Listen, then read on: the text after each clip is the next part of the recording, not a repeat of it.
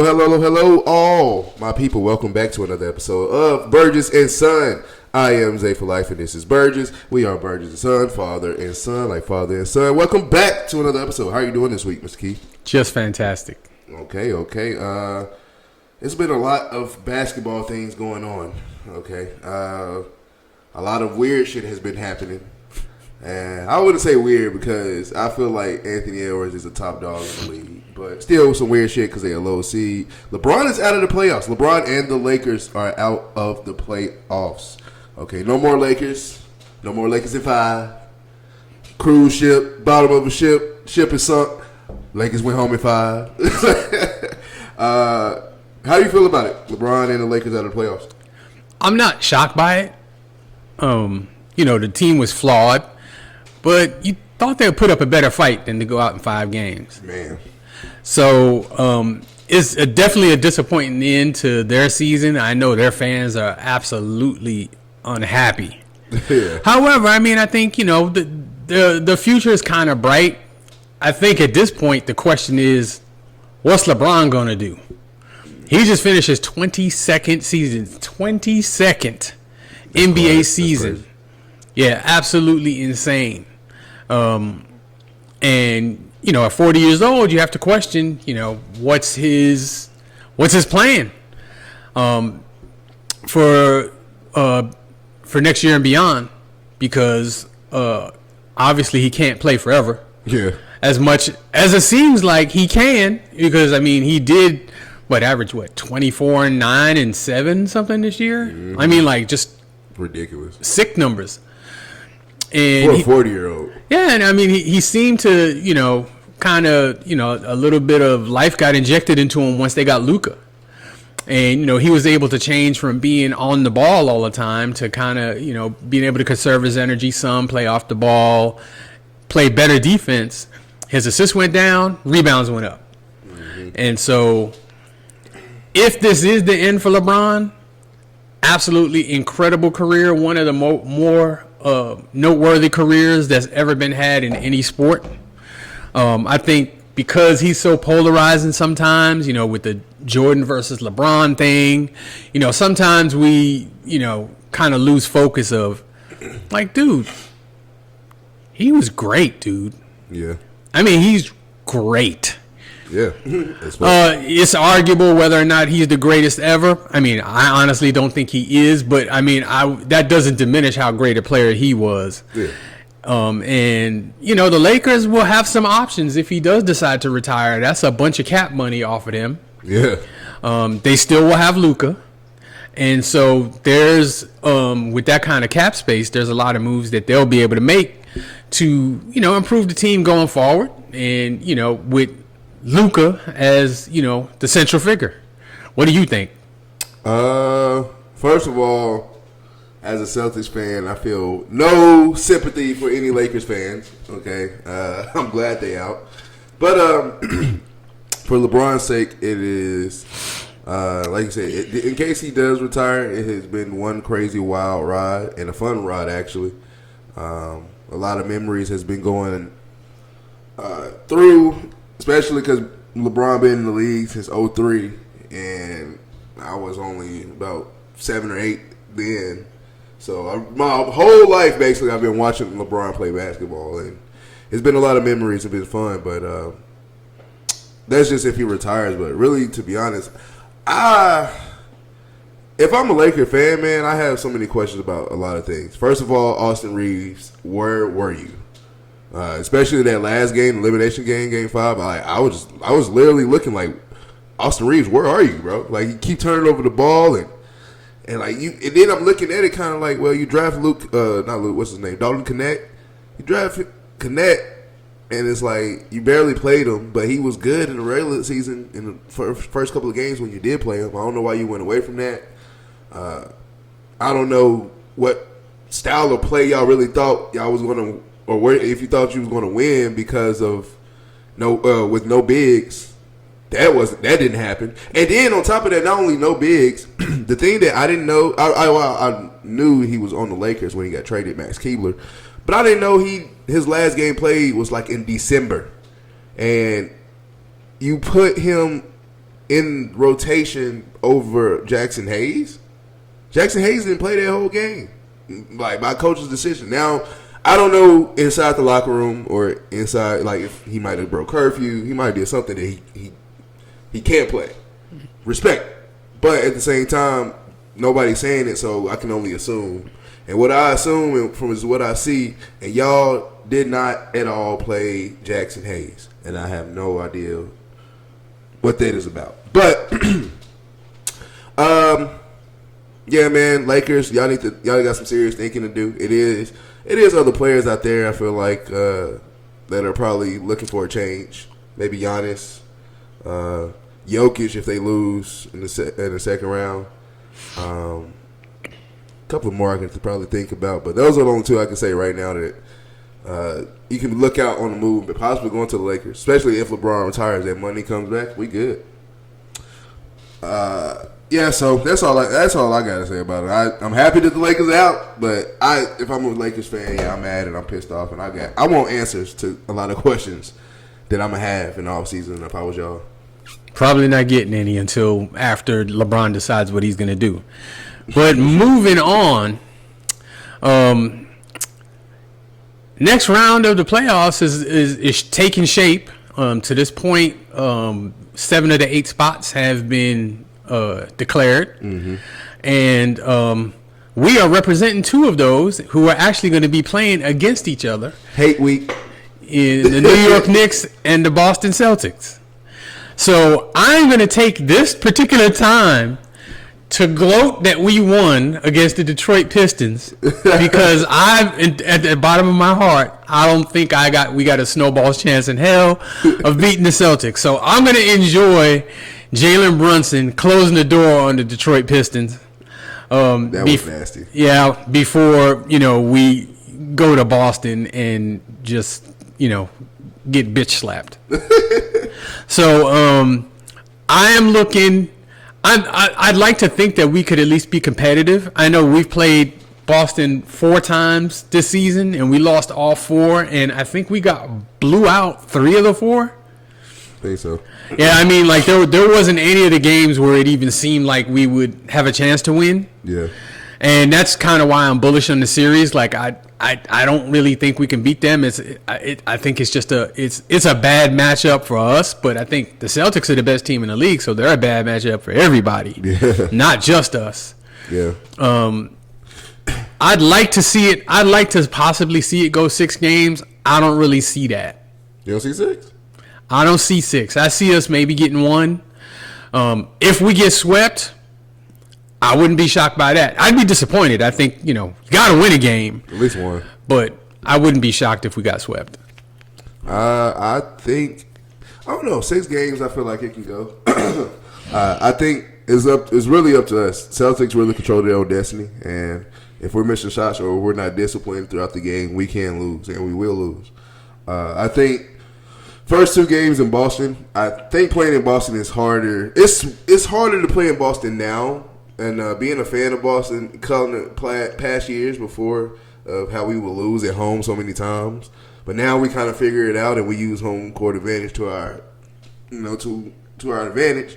And now I feel like it's hard to play in Boston, and I think those first 2 games at home we can take them. But going to New York and MSG, that's where it's going to be a struggle. And I'm ready to see that happen, and I can't wait for it to happen. So I think I got Celtics. I think Celtics in 6.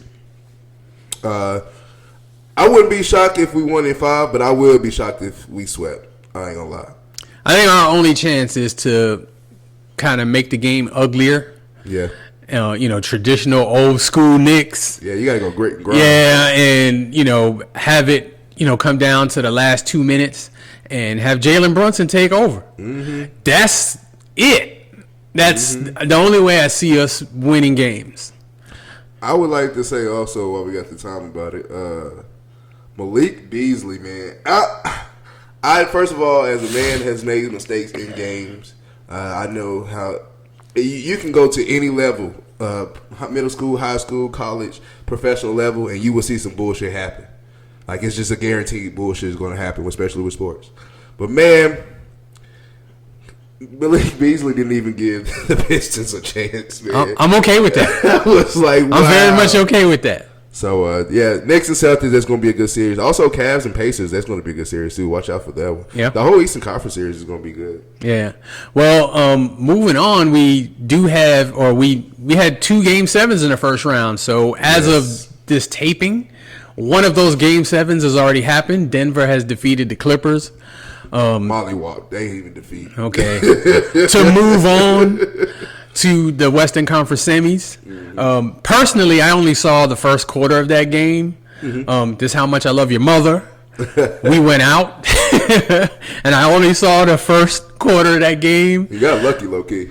And, well, the thing was, they were up. The Clippers were up 5, and Jokic had 2 points. Like, he was looking like he was disappearing. Yeah. And apparently, obviously, they came back and, just mollywop the Clippers.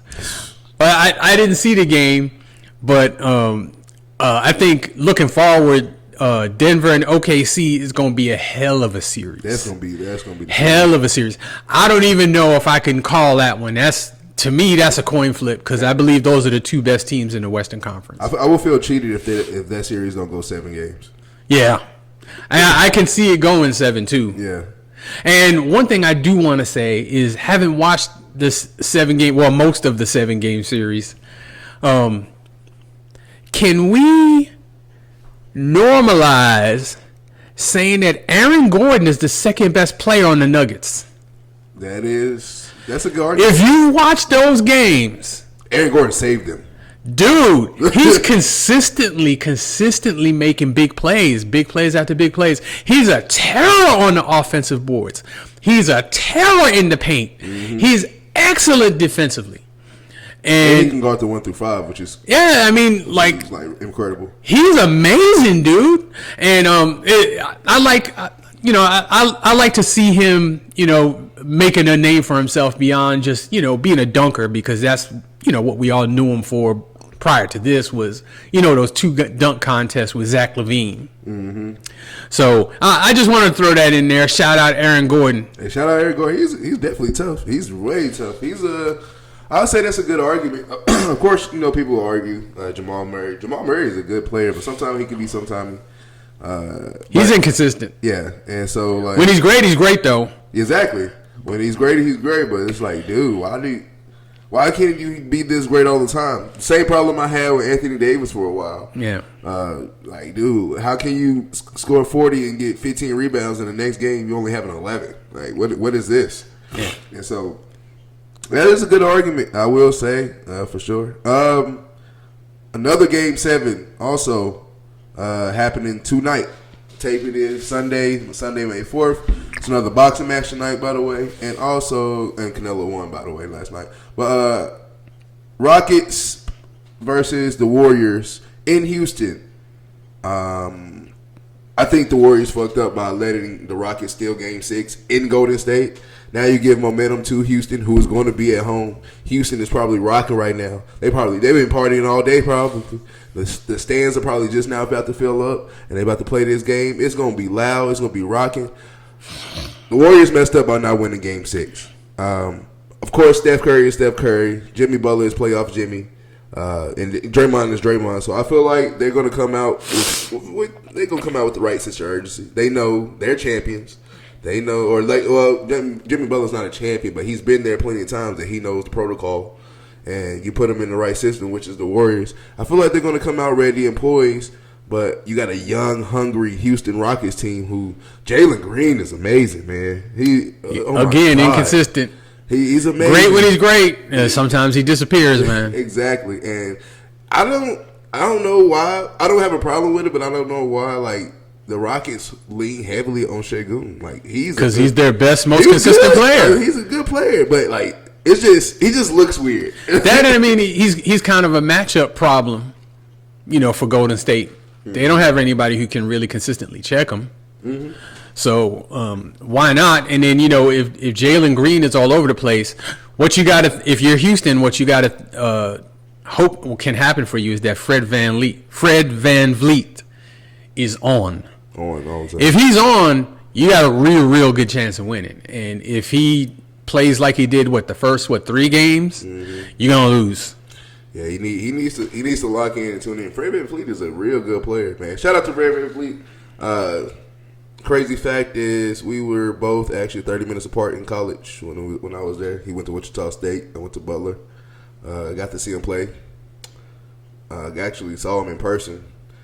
Of course, he's a basketball player, so he's tall, but he's shorter than what you would think. Oh no, compared to everybody else on the court, he looks like the smallest guy there. Exactly. Now he's thick, he's stout. Yeah, he's but, at just height, he looks like the shortest guy on the court. And he went to school at the time. He was in school with Ron Baker. I don't know if you remember, but Ron Baker was known as probably was going to be the next white assassin, like Larry Bird. But he didn't really do much. But Houston Rockets Game 7 versus Warriors. Who you got? It's such a hard one. I gotta go Warriors. Okay. And just based on their experience, the wars that they've been through. I mean, everything is in Houston's favor. They're at home. The Warriors are looking at blowing a 3-1 lead again.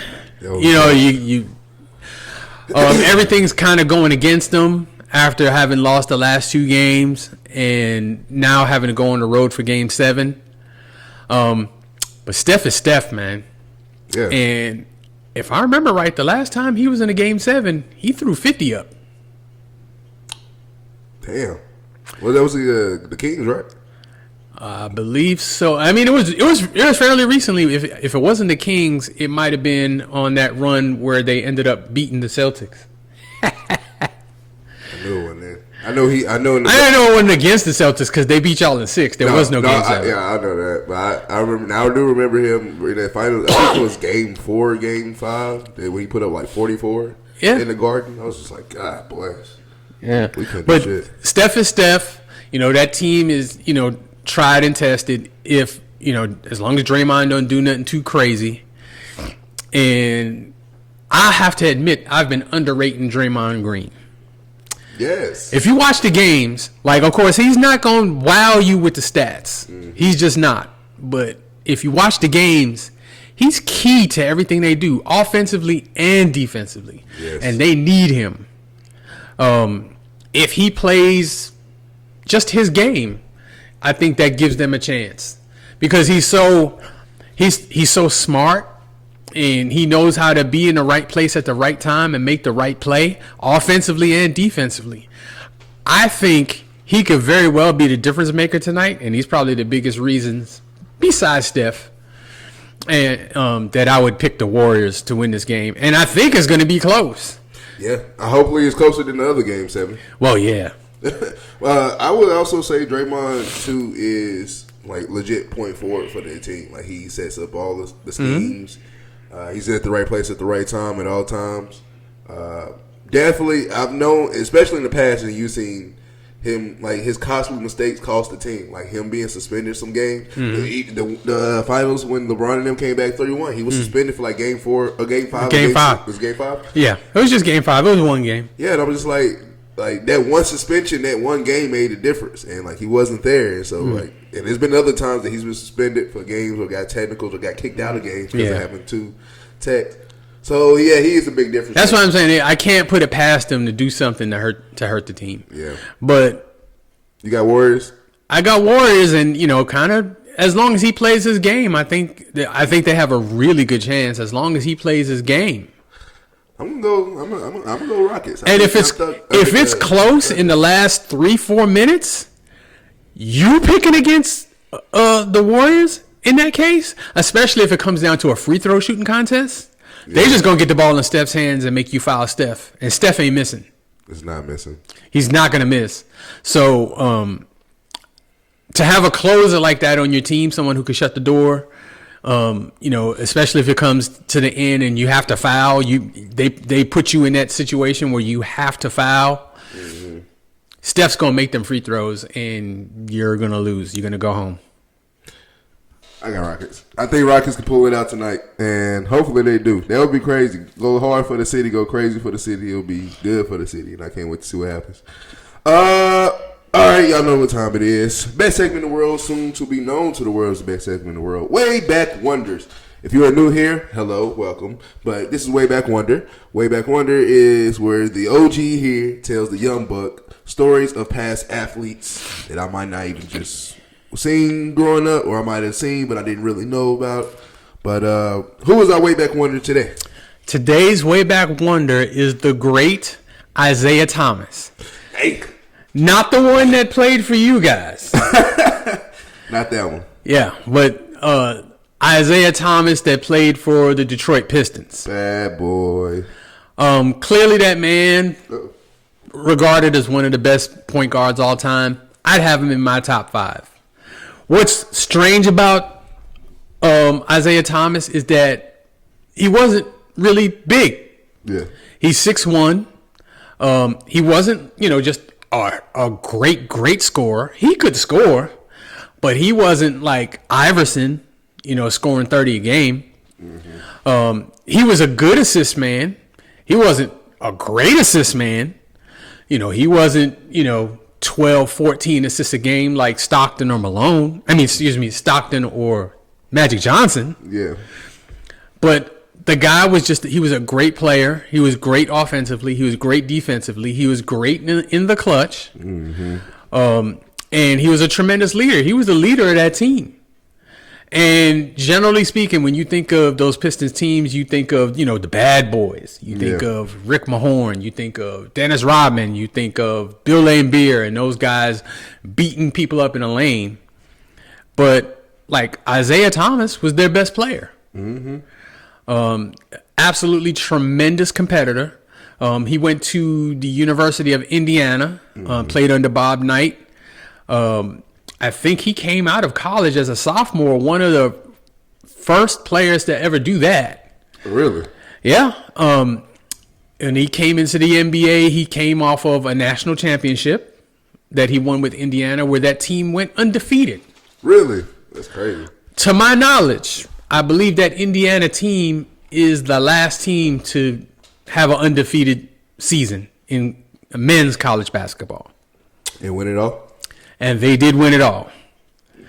So he came into the NBA with a lot of pedigree. I think he was I know he was picked really high. I want to say he was either the number 1 or number 2 pick.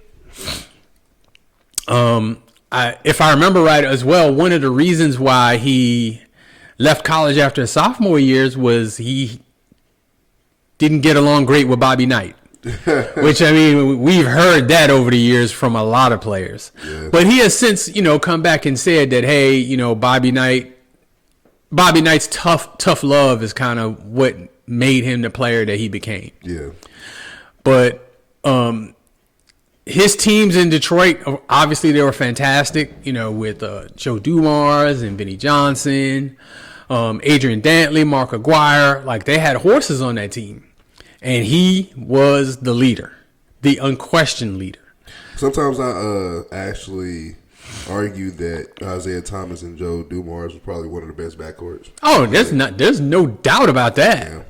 Yeah. Those guys, and then throw in Vinnie Johnson, because when he'd come off the bench, he could play either point guard or shooting guard.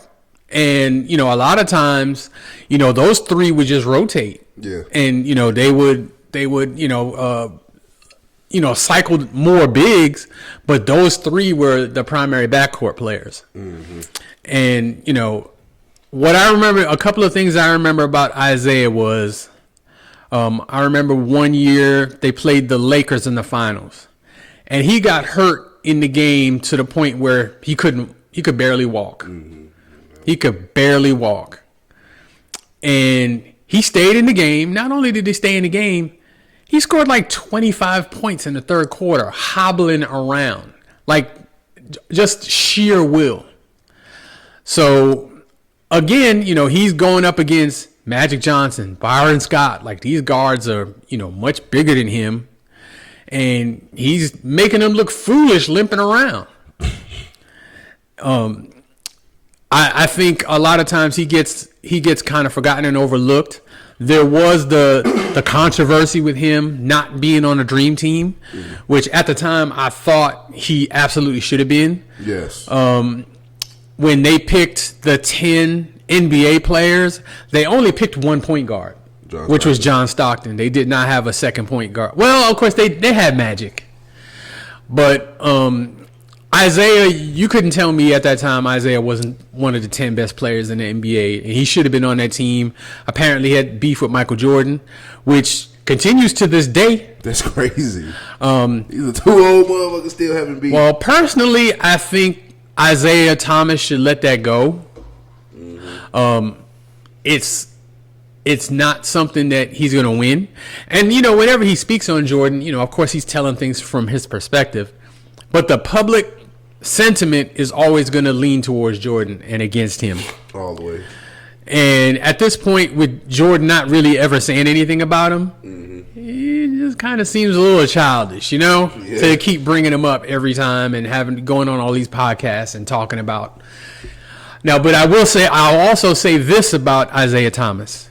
He is the only NBA player to have beaten Larry Bird, Michael Jordan, and Magic Johnson in the playoffs. Think about that again now. Magic Johnson, Larry Bird, Michael Jordan. Those are the three best players of his era, and his teams took their team out multiple times. Jesus. Now, his ascent to the top was, one, a struggle, just like most teams. You don't just fall into a championship. Yeah. You gradually get better. You maybe suffer a heartbreak, which he did against the Celtics, where he made a key turnover that resulted in them ended up losing the series. Damn. But the very next year, they ended up winning the championship. He learned from it. Yeah, you learn. You live and you learn. So, I have a lot of respect for Isaiah Thomas as a player, as a coach, and I guess general manager, team president. Maybe not as much, but as a player, outstanding player, and had a magnificent career. Mm-hmm. So shout out Isaiah Thomas. Shout out to you, Mr. Isaiah. Great player, and I think he gets overlooked a lot. A lot. A lot of people don't even put him as like a top point guard when they name point guards. Yeah. I don't know how you leave him out of the top 5. I mean, some people, it's nothing I can say that justifies them people. I don't know how you do it. I mean, unless you just never saw him play, because his stats are not going to blow you away. Yeah. I mean, he had good stats. He had 20 point, 10 assist seasons. But I mean, he didn't do that for 10 years like Magic did. Yeah. But if you watch the games, he's the key guy. Of course. And I mean, he was he at the time with the Bad Boys, he wasn't even looked at as one of the bad boys, so to speak. He's babyface, clean shaven, always smiling like Magic. It's hard to categorize him as one of the bad boys. Every bad boy needs the pretty boy to lead the pack. Yeah, but he was a killer. And I mean, it's almost like Magic Johnson, same thing. You didn't see Magic Johnson scowling at folks and getting into it with opposing players and all that kind of stuff. He's beating you with a smile on his face. And I mean, Isaiah was, kind of the same way. And ironically, those two were friends up until they played each other in the finals. Yeah. And Magic got him once, and Isaiah got Magic once. Damn. Yeah. That was a good one. Always good with the way back wonders, like I always do. Ask questions at the end. Isaiah Thomas, one thing that you, first of all, said while you was talking was he had a bum ankle and still finished the game versus the Lakers. First of all, I just want to say that when adrenaline kicks in, you don't think, you just act. I also want to ask you a little bit more in depth, what was your mind process when you was watching him, just hobbling like that, and you just dude, you just know that ankle is bad, but you just keep playing on it, and you're dominating. What was your first thought process when you saw that happening? Well, first of all, I was a teenager at the time, and I was the biggest Magic Johnson fan, so I was rooting for the Lakers. Yeah. So him killing those guys like that was making me sick. And, he'd hit these crazy shots. I remember there was one shot in particular where, like, he was, like, falling out of bounds, and he hit this crazy, like, kind of sort of step back. I mean, it wasn't even really a jump shot. Just this wild shot. And you just had this feeling like everything he throws up is going to go in. Yeah. And, you saw him struggling to run back down the court, after he would score, to get back on defense. And after that game was over, that was game 6, if I remember right. And I was actually kind of relieved because I was thinking the same thing you just said about the adrenaline. Yeah. Like, okay, he was working off of adrenaline for game 6, but he can't possibly come back for game 7. He came back for game 7. That was a tough son of a bitch, man. Yeah, man. Especially after, because I think I saw a small documentary about it. I think after that game where he twisted his ankle, he had to leave on crutches in the walking boot. Like he couldn't put pressure on him. Yeah, they said that he had his ankle was swollen up the size of a grapefruit. Jesus. So he got a lot of treatment, and then back in those days, I'm not sure what the format was if he had to travel, but like if you had to get on a plane after that and go from LA to Detroit or Detroit to LA, I don't exactly remember which way it was, but still that's a really long flight to have to sit still. Dude, with a sprained ankle with that kind of swelling. Throbbing. Yeah, I mean, and then he actually played the next game, which they did lose, but not his fault. Mm-hmm. So, it was an amazing thing to witness, and I mean, like, dude, it's the stuff of legend. Yeah, I fucked with it. That was crazy. Top 5 point guard of all time, Isaiah Thomas. Before Stockton or no?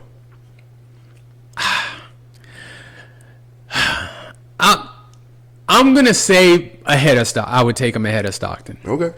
The reason I would do that is because he was the leader of the team. And they did win 2 championships, and they won them back-to-back, and he was the best player. Okay. I hate to, make it all about the rings. It's just a part of the conversation. But, dude, that's important. That's why they play, is to win the championships. So, he was able to make it happen twice and was clearly the best player on his team for both of those rings. Stockton went to the finals twice and lost, and of course, there's no shame in losing to Michael Jordan and the Chicago Bulls, but he was not able to make it happen. And you could make probably a really very valid argument that he wasn't the best player on his team, that Karl Malone was. Yeah. So Stockton was incredible. I mean, I'm not taking anything away from Stockton, and he has records that'll probably never be broken, like the all-time assist record and the all-time steals record. I don't think anybody's touching those. We had the liberty of actually seeing Chris Paul be second when we went to that Spurs and Lakers game. Yeah, we were at that game. Yeah, so when he took over the second spot. And I think I looked at you. I said, "Oh, like, yeah, that Stockton record is never," because they showed the top 5 up there on the board, and they showed Chris Paul passing. I was like, how many more assists you got? Yeah, you ain't beating that one. Yeah. So I mean, Stockton was absolutely great, and I would also put him in my top 5, but I would not put him ahead of Isaiah Thomas. That's a good one. Moving on. Y'all already know. List of the week. Top 5 list of the week. Each week we pick a category choose by either us or the fans, and we make a top 5 list of that category. And this week's list of the week is the top 5 players that just played with one team. All right. What do we got today? Okay, so first thing I got is a change in the list. I just had an epiphany. And number 5 should be number 4, and number 4 should be number 5. So I'm switching them. Okay. So number 5, best. Well, and this isn't necessarily best. This is my favorites. Okay. So number 5, my favorite one-team player is Dirk Nowitzki. Mm-hmm. He played for the Dallas Mavericks his entire career, even though he was not drafted by the Dallas Mavericks. Okay. He was drafted by the Milwaukee Bucks. Milwaukee, y'all fumbled. Yeah. And then he ended up getting traded to the Mavericks. I think The same day he got drafted. I believe it was a draft day trade. Okay. I know that he never played for the Milwaukee Bucks. Okay. Obviously, 2011, I think that's the greatest championship run anybody's ever had. Ever. He swept Kobe. I can't remember exactly who else he beat in the Western Conference, but of course he beat the Heatles. I know. One of those teams was OKC, KD, and Russell. Yep. Okay. Will Harden too. And that was a 4-1. Like they just went by them. Yeah, they actually ran through the finals. The Heat was their biggest competition, and they beat them in 6. And so, I want to say, wasn't that the same year like Jason Terry tatted a finals trophy on his arm before the season? I don't know. And then they actually won it. That was funny as shit. But, that finals run was incredible. He was absolutely lights out in the finals. His style was tremendous. He was a power forward that could shoot you out of the building. That one-legged step back. Lethal. People are still trying to do that today. Man. Nobody did it like him. Just a great shooter, great scorer, great leader. I heard Carmelo Anthony say it best, like literally a phone booth guy. Like that's Dirk Nowitzki. He don't need no space. Yeah, you can't, and there's nothing you can really do. He leans back off of that one leg. You can't block it. You just got to hope he's off. That's it.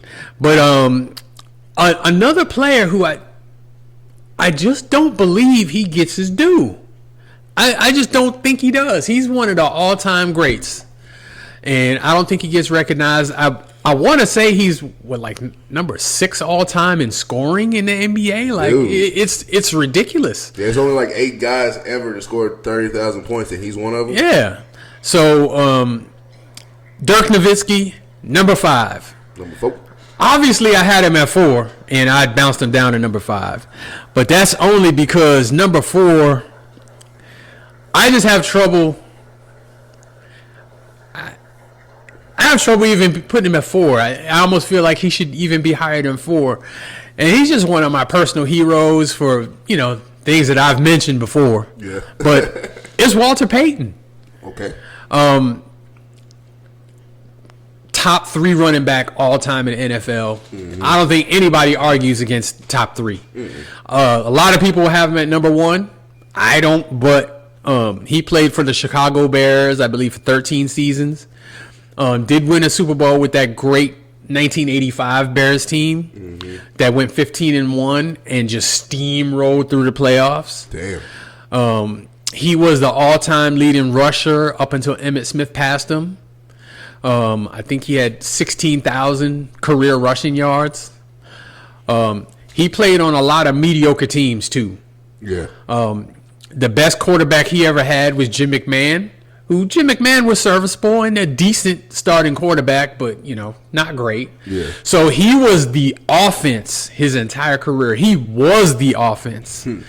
And he did everything well. He was obviously a great running back. He was fast. He was strong. He could break tackles. He was a great receiver out of the backfield. He could throw. And another underrated part of his game is that he was a great blocker. Huh. He took the ultimate pride in doing everything well. And, that's what you want out of young athletes now.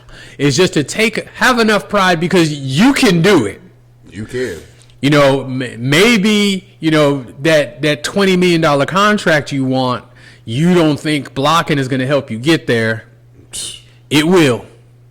Because he did everything great. And then on top of that, we know how great of a human being he was. The Walter Payton Man of the Year award. There's a reason it's named after him. Yep. He did pass away from chronic liver disease. So R.I.P. Walter Payton. Rest in peace. He is my number 4 favorite one-team athlete. I can't even think of a situation where he even wanted to leave Chicago. And he is a god in Chicago. Yeah. A god. And rightfully so. He deserves to be. So what is Michael Jordan did Walter Payton? That's fair. Yeah. That's fair. And I mean, like Michael Jordan is definitely not one of my favorites, just because I'm a Knicks fan, and yeah. He broke my heart so many times. I can't ever forgive him for that. But yeah, well, Walter Payton is that dude. Yeah, I mean, he's absolutely that dude, and you would have loved to have seen him be surrounded by more talent. But those couple of years where they really did have really good teams. You know, he was still the central figure. Yeah. You know, he was that guy. 15-1 is crazy. He was that guy. And so moving on, we stay in the NFL, and like this guy, he's just my favorite NFL player of all time. And of course, I've talked about him on this show before, and I've talked about him to just about anybody who I've ever talked football with.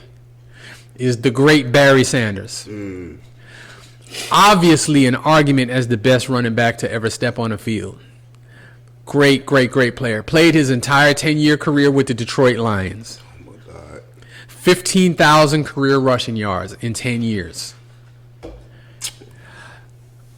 I don't know what else there is to say about his great career. That those teams, again, it's a shame. Mediocre teams, just mediocre teams. And he was the central figure. There was a couple of years that they had, pretty decent quarterback play, and they did have some good wide receivers. And I do want to stop the slander about Barry Sanders not having good offensive lines. He did. Oh. He had Pro Bowlers on that offensive line. He didn't have what Emmitt Smith had, but he did have good offensive lines. So we can stop the cap. Stop the cap about him not having good offensive lines, because he did. He absolutely did. But he retired at the top of his game. He was 31 years old. He was the type of running back that never took those real solid hits. Mm-hmm.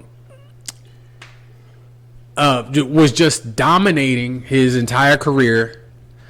It's just a shame that Detroit Lions couldn't do more around him to, get them over the top, or at least to get them into, just consistent contention. Yeah.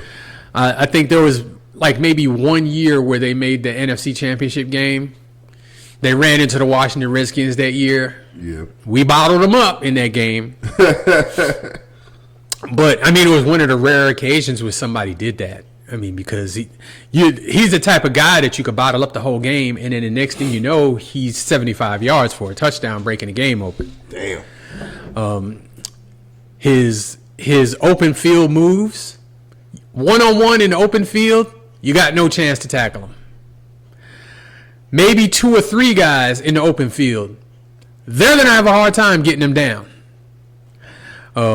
You probably need to actually have about 5 or 6 guys around him to give him absolutely no options to move. Without question, one of the great running backs of all time, and one of my favorite one-team players of all time. I almost wish he'd have stuck around. Maybe he could have forced himself out of Detroit, and we could have seen more from him. But that's just me being selfish. At least go somewhere where you could at least have a chance on him. Well, I mean, back then, the players had power, but not like they do now. Yeah. And, his personality wasn't like that. He was, way more laid back than, most superstars are. Oh, yeah. He didn't care about, setting all these records and winning rushing titles and, running for 2,000 yards. He just wanted to win and then go home. Like, he wasn't a rah-rah guy. He just, did his job, did it great. Yep. And then he just go home to his family. It was lit. Yeah.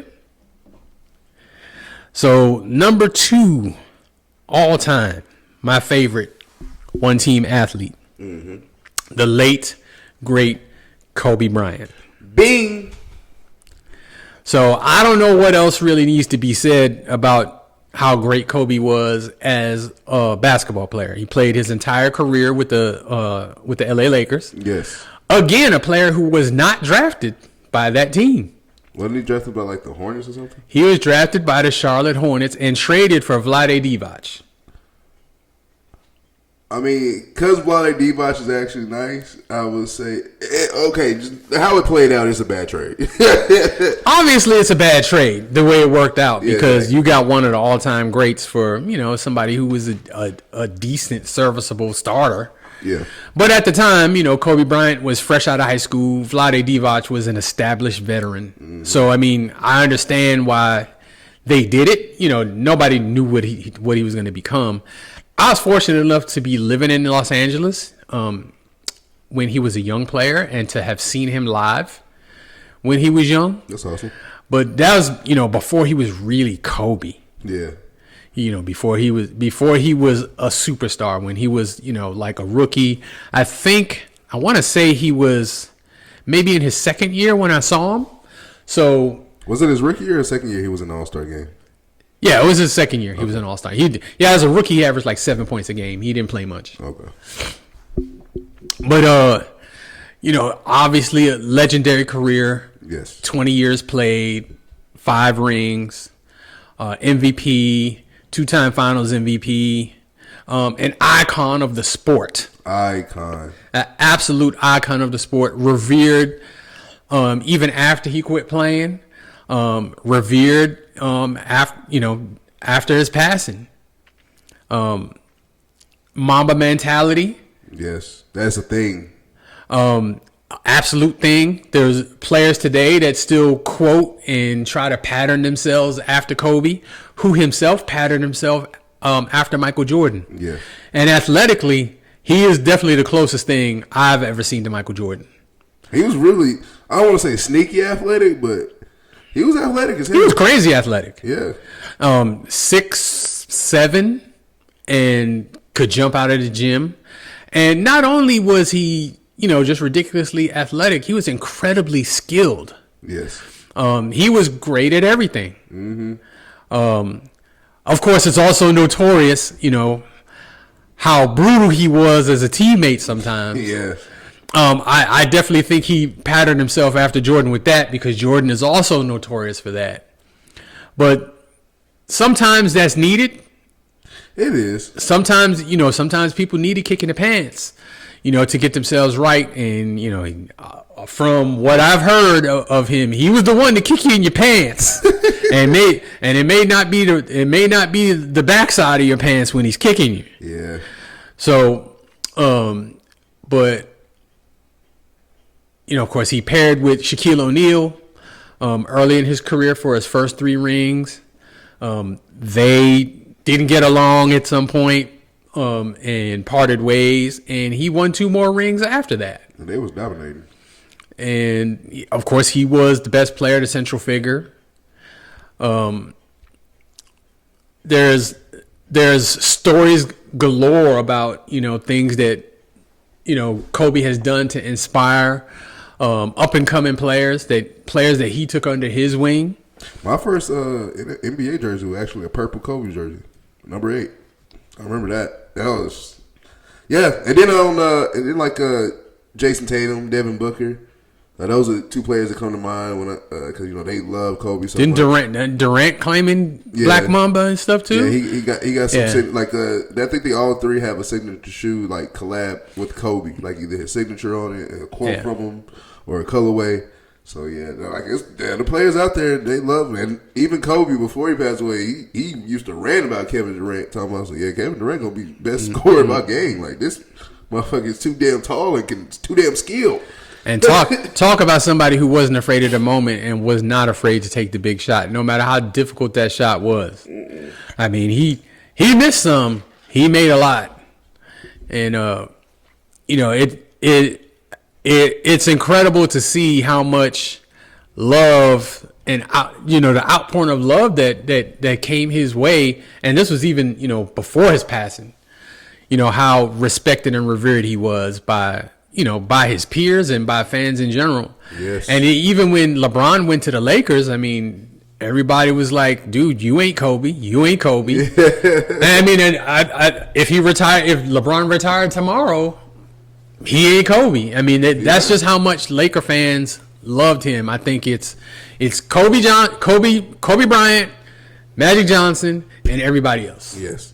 And I'm like Magic is Magic. Like, he owns LA, I feel like. But even then, like, it's Kobe before Magic. Yeah, I mean, it's Kobe before everybody. And then business-wise, he literally owns LA. And when I was living out there, he had, I won't say he had just started, but he had recently retired. Mm-hmm. And, you know, he had TGI Fridays. There was a park called the Magic Johnson Park. I'm pretty sure it still exists.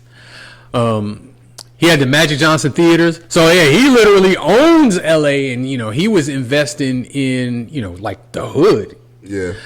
And, you know, bringing jobs there. And Kobe still. Yep. Still Kobe. Still. All right. But he is not my favorite. Who is the number one spot? My number one favorite all-time one-team athlete. Everybody knows I grew up in New York, so you know it's going to be in New York. It's the great Derek Jeter, if you haven't figured that out already. The captain. The captain. That guy was like the epitome of leadership. Mm-hmm. First and foremost, absolute great player. We could go down his accolades with, you know, the 5 World Series rings and the 3,000 hits. And yep. I think he's got the second most hits all time ever in Major League history for a right-handed hitter. Damn. I think most hits all time in the playoffs. Like, he's got like serious accolades. But I mean, this guy is beloved in New York. Beloved. I don't know that I've ever seen it. I mean, of course, I lived in LA when Kobe was there, even though Kobe was young. I don't know of an athlete who was more beloved than Derek Jeter. Yes. Like, the only people who hate Derek Jeter are Boston Red Sox fans. And even they respect the hell out of him. Mm-hmm. Because what he does on the field, there's so many iconic moments. He's been involved in some of the greatest plays ever. Like when he hit a home run that one of the fans reached over the wall and pulled in. I mean, Derek Jeter hit that. And then, you know, the relay throw where I think it was against the A's, where he ran down to the first baseline, cut off a throw, and then threw it to home plate to get a runner scoring out. And had he not done that, that run scores and the Yankees lose. Yeah. Just so many, you know, just little things. And then, you know, there's some kind of big things. You know, there was a time when the Yankees got A-Rod on the team. A-Rod was a shortstop his whole career. A-Rod had to go to third base because Derek Jeter was already a shortstop. And I mean, like, that could have caused that was, you know, that was a move, I think, to appease fans to some degree too, because we didn't want to supplant Derek Jeter. Yeah. And the honest truth was that, you know, maybe A-Rod was a little better in the field. Maybe. You could definitely make that argument at that time. But, dude, replacing Jeter while he's still there? Hell nope. no. Nope. And for... Did they draft Alex Rodriguez, or he was just... No, they got him in a trade. You know, A-Rod started his career with the Seattle Mariners. Okay. He was absolutely great there. And then he signed like a historic big deal with the Texas Rangers. And he almost ended up with the Red Sox, but then the Yankees snuck in at the last minute and got him. So, but like Jeter, there's very few captains that the Yankees have ever had. Yeah. And the captains are iconic players. So in football, there's always somebody, you know, who's a captain on offense. There's someone else who's a captain on defense. Usually someone that's always a captain on special teams. With the Yankees, you just had to be like that leader. So like there's a lot of Yankee teams that don't have captains. Oh, okay, I didn't know that. He was the captain, and from a young age. Damn. Like his leadership, you know, the way he led vocally, the way he led by example. unquestioned captain. So, like, I'm thinking, I know Derek Jeter was a captain. I'm thinking, like, Thurman Munson was a captain. I don't know if there was a captain between Thurman Munson and Derek Jeter. And Thurman Munson played in the 70s and died in the 70s. Damn. And so they went that long with all the great Yankees. Maybe Don Mattingly was a captain. I'm not sure about that. But I know that Derek Jeter obviously was a captain. And he just kind of was the New York Yankees. Yeah. You know, for a stretch of time, he absolutely was that team. Ward in his back. And, you know, he had really great stats, but, you know, he didn't hit, you know, tons of home runs. He is a decent power hitter, but he didn't hit a ton of them. And, you know, he mostly hit leadoff, but he wasn't a great base stealer. Yeah. You know, he didn't have all this, you know, crazy speed. He was just somebody that, you know, it seemed like he carried his lunch pail. He went to work. He was all about his business. He took no junk. He gave maximum effort. And I believe if there's ever a guy that got the absolute most out of his talent, is Derek Jeter. Okay. I don't think there's anything else he could have done as a player. Honestly, yeah, like he was really good at everything. He was a good defensive player, but not great. And he had his flaws, and he didn't have the best range. But if he got to the ball, it was going to be an out. Yeah. And then he wasn't the greatest hitter. He didn't strike fear in pitchers' hearts. But I mean, like, you know, the guy hit well over 300 for his entire career, and he was the last person you wanted coming up with somebody on base in the ninth inning of a playoff game. They were scoring.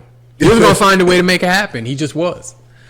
I can't think of a bigger star without necessarily just being, you know, otherworldly with the stats. Like Michael Jordan is probably the biggest athlete star that there is. Yeah. But if you look at his stats, they're absolutely amazing. His stats are better than everybody's. Damn. Derek Jeter's are not necessarily like that. Like, he has a lot of longevity stats, which not a knock on him at all, because he did have great seasons. Yeah. But I mean, you know, was he ever, you know, considered at any time, you know, the best baseball player alive? No. He wasn't. But there's never been anybody more beloved, and he's one of my favorite players. Yeah, for sure. Well, obviously he's number one on this list, so that definitely means he's one of my favorite players. But number one, Derek Jeter. I remember seeing a scouting report. I don't know exactly when I saw it, but it was some scout who wrote a report on him out of high school. And he basically just said, like, this guy, if he makes it to the major leagues, he's going to be no better than an average player. Damn. Like, he doesn't have great range. He doesn't have great hitting power. It's like he seems to be level-headed and focused. But aside from that, there's nothing really special about this guy. And he couldn't have been more wrong. That's why I hate those analysts or people, the reporters, people that really post to. It's your job to, and it's rightfully so. That's your job, and you have to do this. You have to write the articles. You have to criticize players. You probably have to be the bad guy to say the bad things about players. But I hate it because, like, why does it exist, man? You don't know fully what's going on, and you make stupid judgments, and then, especially nowadays with a crowd full of people who is like kind of doing more following than they are leading, so they take your words and they run with those words, and so like. Well, but you gotta have scouts, and I mean, like, it's not an exact science. They're wrong. They're right a lot too. They are. So in this case, this scout was wrong. I don't know if that was the consensus of, you know, everyone who saw him when he was in high school. Yeah. But that's what this scout saw, and he was wrong. And hopefully he he saw that scouting report and used that as motivation to become what he became, which is one of the absolute all-time greats of the sport, without necessarily all-time great seasons. Mm-hmm. He had really good years, but I mean, there was never any years where he was the MVP. Yeah, I was about to ask. He never won MVP. Never won MVP. Okay. Damn. I don't think he even really. I'm sure maybe he got a top 5 here or there, but I mean, I don't think he was ever really a serious MVP threat or in the conversation. But he was just consistently great, throughout 20 years of baseball. And then there was a time when, he had declined a little bit, and of course, Yankee fans, stood behind him, but they were like, maybe it's time to hang it up. Yeah. And he came back with another really great year and played great up until he retired. Like, the guy is just incredible. And I've got the utmost respect for Derek Jeter. For sure. Derek Jeter. Shout out to Derek Jeter, man. He's one of the greats. Definitely a New York legend. I know definitely seen people who name their dogs after Derek Jeter. And so, I'm just like, okay. He's definitely well beloved in New York. One of the all-time greats in baseball, period. But definitely New York. Top 5 list of the week. That was a good one. Definitely love the Kobe one and the Derek Jeter ones for sure. But all of them were great. Thank you guys for tuning in to another episode of the Burgess&Son Podcast. Y'all already know I'm Zay for Life, and this is Burgess here. It has been a good week, and it's going to be a good hate week this week. Let's go. Celtics in 6. That hat and jersey gets on my fucking nerves. Celtics in 6, baby. We are out.